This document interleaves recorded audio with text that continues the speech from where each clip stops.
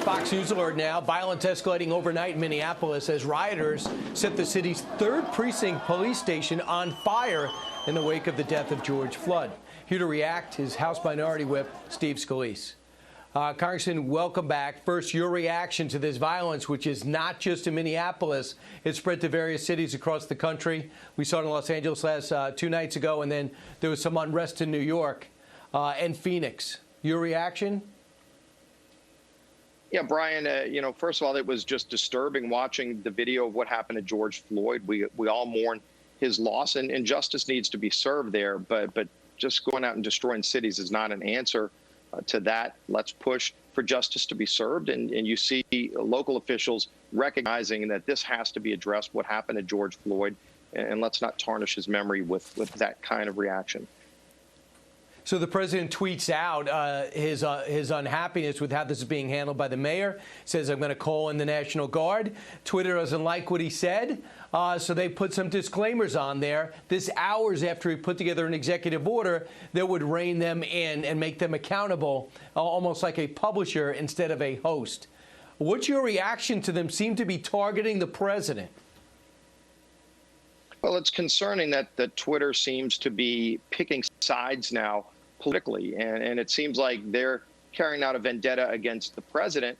That's not supposed to be their role. They present themselves as a public square. This isn't, just a private company. This is a company that says they are a private square, and yet they're only censoring selectively, it seems like, the thoughts of conservatives and high-profile conservatives, including the president.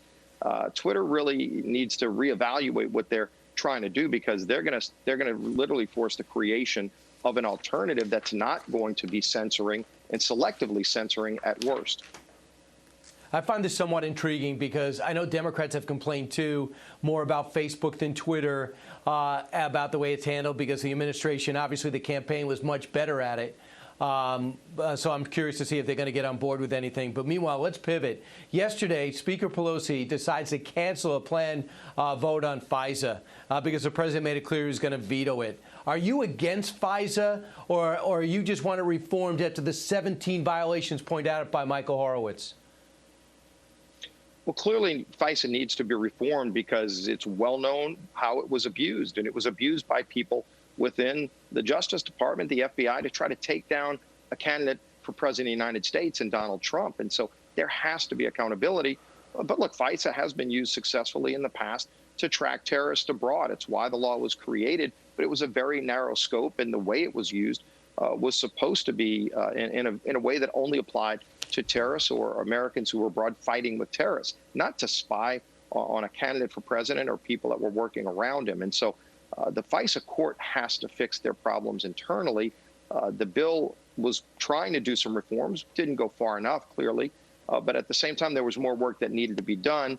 And then you throw in the fact that there still has been no accountability, Brian. There has to be accountability for those people that abused the FISA court, that did other things illegally within the FBI. Some of those people need to go to jail.